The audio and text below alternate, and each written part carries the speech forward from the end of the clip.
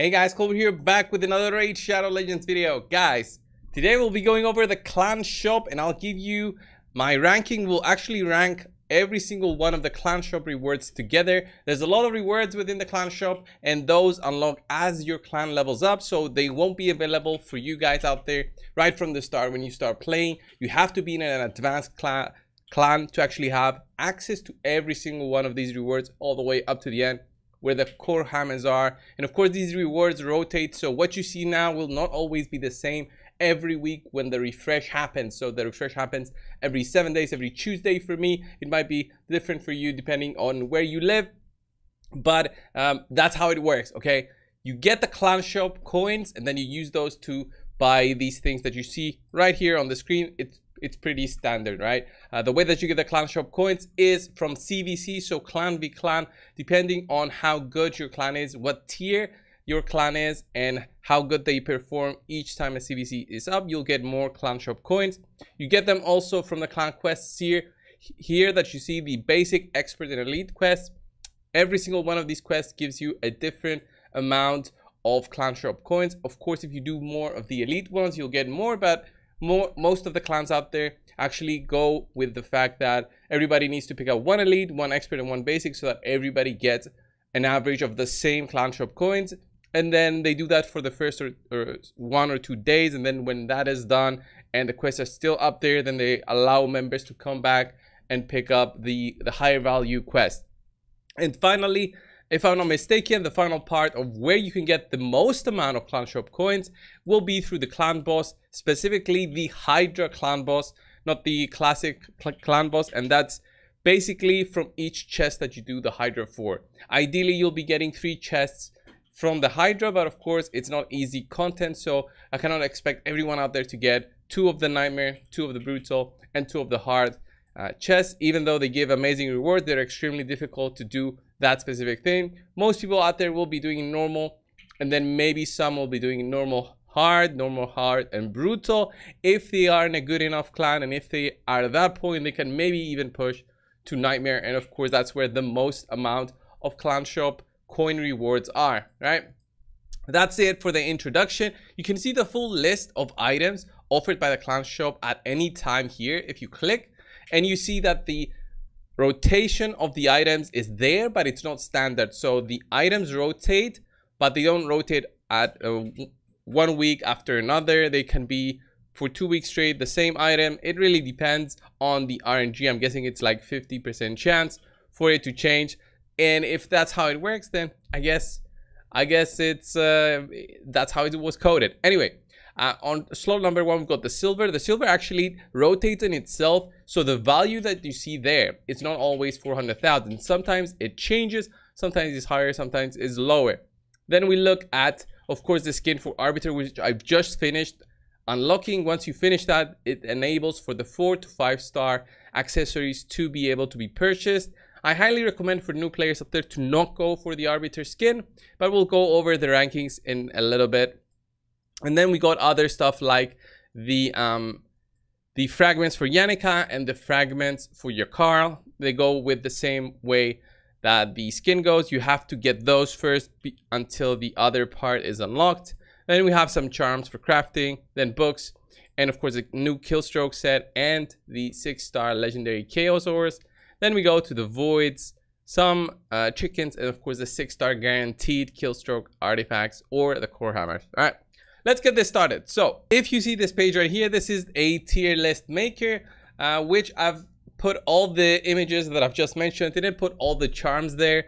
I just put some of the charms just to make it clear, because honestly I put the charms in basically 2 categories. Bad charms, which are the ones where you select which item you want. Honestly, if you're very specific, then you might find these interesting, but me personally, I don't use them this much, so these have almost like 0 value to me. Didn't even include them. And then there's some other ones which I consider higher value compared to everything else. All right, let's get going. So let's get this started with I'm guessing I'm gonna go with the silver. So I'll go with how the clan shop starts, with the level 1 of the clan shop being available for the silver. I think silver in itself is not good value. I wouldn't put it on a D because it can get you out of a bad place when you're looking to get some quick silver, when you're trying to push an artifact enhancement event. I'm not going to put it at a D where I would never purchase it. I'm going to put it at a C where I will purchase it only if I was in a pinch and I was really trying to do something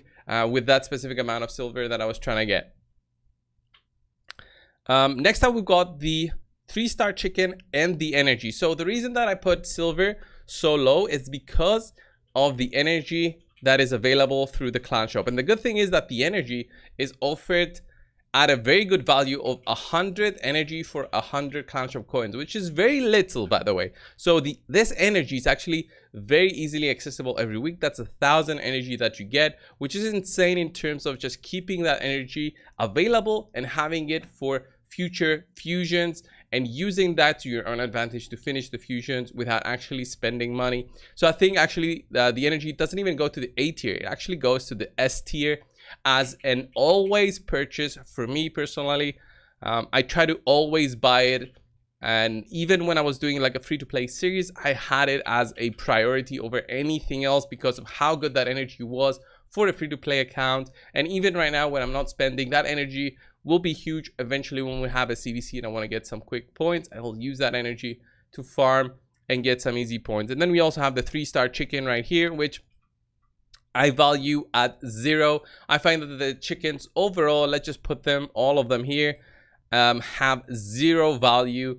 They would only have value to me if they were a little bit cheaper, but the price that they have, the price that they're offered is not that good.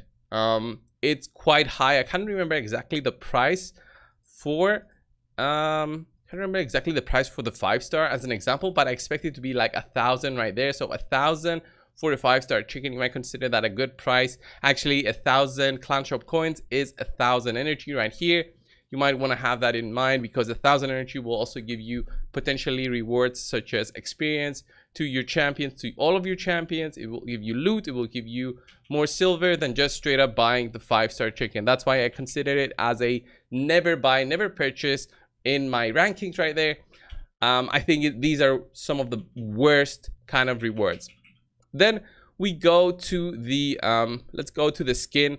I think the skin for Arbiter is pretty good in terms of the looks. I think it's the best skin out there, but I wouldn't say it's a necessity. I would only buy it if you really want that skin. I can just showcase the skin very quickly right now. I did have it unlocked yesterday, and I think it's one of the best looking skins for Arbiter compared to the Lumaya's Prophet skin, which is weird, and the Jade Serpent skin, which again is very weird. So this one I think is the best one. It really gives a contrast with the white and the black and red. This looks very much better than this, which is white and gold, which I don't find good looking at all. She looks like a pigeon, to be honest, right? So let's go back to the clan shop. So back to the clan shop and have a look at all the items. So as I said, Arbiter skin is there.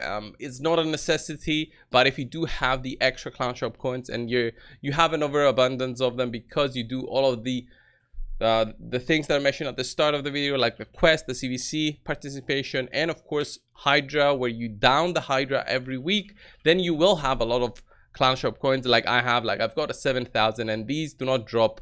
They only drop when these pop up in the shop, and these are very expensive, but they're really worth it in my opinion. So I will put the Arbiter skin as an S. And then we have the 4 to 5-star accessories here, which are the revenge accessories, the ones that give you 5% chance to counterattack when hit. I do like these, but I don't consider them as a necessity. I would only buy them at a very beginner account when I'm looking for some accessories to have, and of course some accessories to include for my clan boss content. But these are almost D category, so I'll keep them there on C. So once I got my Arbiter now, I'm never gonna be buying anything from that specific slot of the clan shop. And then we go down the list and we've got the rare book, the 2-star chicken, and the brews. All right, the brews, again, I don't find them valuable at all, but I would say they can be good in a pinch. Like if you're looking to get that quick XP, maybe you're pushing a champion training, it can be okay, but again, I'll put them in the D category. but a little bit higher than the chickens, since the brews will give you more points, I believe, than the chickens would in a champion training tournament. I would never buy the brews. Personally, I don't recommend anybody buying the brews over the energy. And then we also have the rare book. I think the rare book is low-key a good purchase, so I'll put it on a B. The reason for this is more for the end game players, the late game players. The reason for that is because they do not do the clan boss, which gives you the rare books, and rare books give you a good amount of points for CVC. So you're doing Ultra Nightmare, Nightmare, even Brutal. I think Brutal doesn't, it doesn't have the loot of the rare skill book, so you're already probably missing out on that, I believe. Yeah, so you would have to do the hard clan boss to even have a chance for the rare skill tome, and I still don't even think the Guardian chest gives you a rare skill tome that often. So you will reach a point where you're gonna be running low on the rare skill tomes. Like I had over 300 when all the CVC started, and I'm not a person that really skills up a lot of their champions, and I have a lot of them skilled up already because I was doing videos on rare champions and all that way before CVC started. So I had a lot of those maxed out already. So back to the drawing board here with the 5 and 6 star revenge accessories. These, I think these are a good purchase. Honestly, I think that these are maybe some of the best accessories that you can have for PvE content, where you counterattack, hopefully counterattack, and do some more damage with your default skills. So the 5 to 6 star is pretty good, especially in a brand new account. You get access to these very quickly in a clan, and when you do have access to this 5 to 6 star accessories, it's basically easy loot to have, easy stuff to equip a new champion, because you don't need to actively farm 13 and higher of the spider, and actually the chance to get a 5 or a 6 star is very low even at 13 for the spider. So I think this is a very good spot for the 5 to 6 star. I don't personally purchase it because I'd rather use the 1400 for something else. I did buy them at a time I was trying to get some accuracy accessories for the orcs, but I saw that I was running low, and there are some very expensive items later on the clan shop which I consider more late game required. So I said, okay, I might as well just save them. Then I will put these in the same category. These two champions, Yannicka, I would put probably in the B category because she is not that great. She is great, but not that great because, of course, she's a legendary. She needs legendary books. You will have something better by that time, I think. When you have managed to unlock Yannicka, you will probably have something better to use as a nuker. And spirit nukers are very niche. Right, you use them only for specific situations. You won't use them as a standard nuker over a magic nuker or even a force nuker. So I would put Yannicka right there.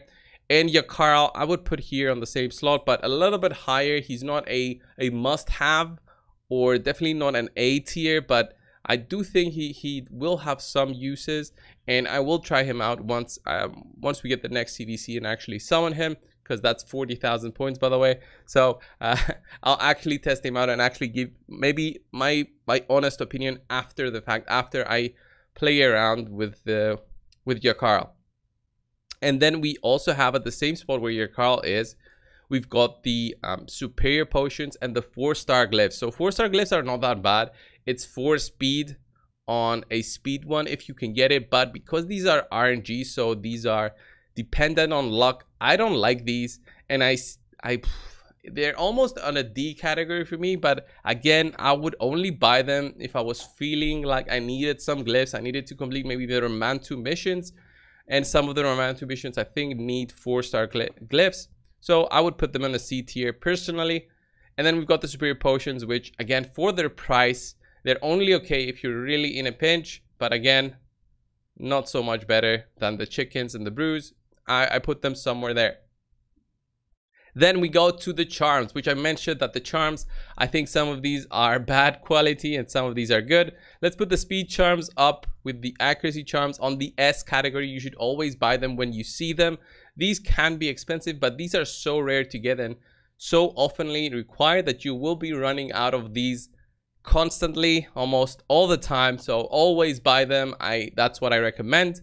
For the gear charm specific item charms, I would put them in the D category. Wouldn't even buy them over the chickens. Just put them on the end there, just so I can show you how many I have. As an example here, I've got, you know, 400 of each, 100 of the shield ones, and you do use these for the Remand 2 missions, but again, I don't see myself ever, when I'm crafting, to craft those.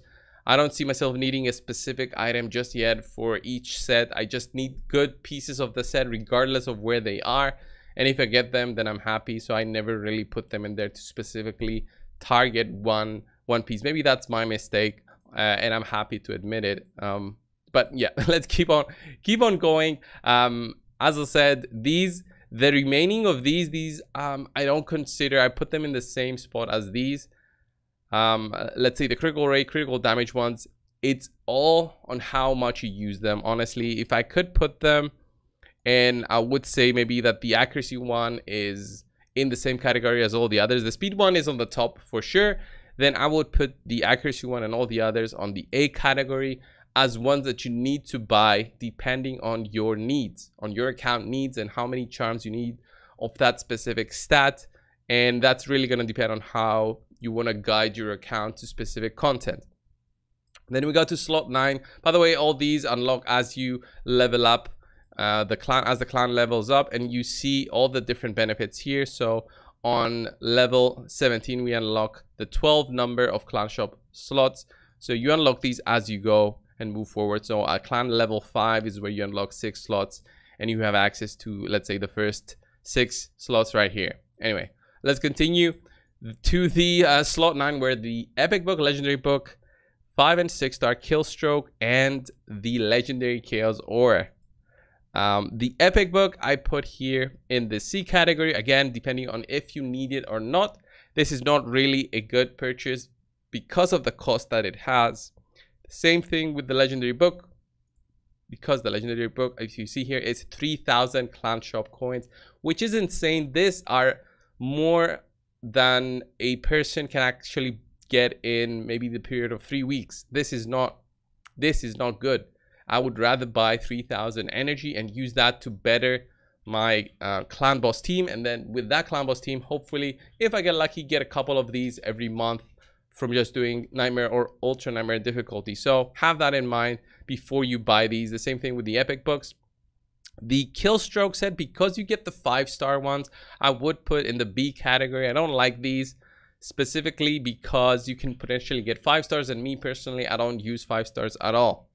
And then we got the chaos ores. I will put them on the S tier because these are literally like getting a legendary item, a 6-star legendary item again. You save these, you always buy them, and you save this for the time that you will get a legendary item for the set of your choice that you want to re-roll. These are so hard to get, and whenever you see them in the shop, you should buy them. These are very expensive at 750 clan shop coins each, and I wouldn't buy them if I was running low. You need to have a good buffer of clan shop coins, which is why I'm having 7,000 at the moment saved up. And the reason is exactly for those legendary chaos ores. When those pop up that week, the week that they pop up, I will be buying all those, and this will be down to 3,000. That easy. All right, just saying that. You should always buy them if you can, and of course, be wary of how many clan shop coins you can get every week, because you will deplete all your resources, and if you're trying to get all of the things at the same time, you'll have trouble. All right, let's get on with the next one. The next one on the list is level 10, and it's gonna be the void, the chicken, which I already put in there. There's the XP boost. Did I include the XP boost here? Yeah, I did include the XP boost. This will be depending on if you need it or not. This is very difficult for you to need it. You should actively strategize on when you need an XP boost within the game. So don't just buy it because, oh, I might as well just do some farm today. No, it's a waste of your clan shop coins. Same thing with the chicken. But the void, I would only buy it if you're a person that likes to gamble. All right, me personally, I buy it at a 900 clan shop cost. I would put it at a B. I don't think it's an A in terms of the value for the cost. It's kind of expensive. It's not as expensive as the Bazaar, right? The Bazaar one is 15,000 3v3 arena coins. That is a lot. Gold bars, whatever they're called. That is a lot. But this one is not that expensive, but it's not cheap either. So I'm going to put it on a B category, not a C category for sure.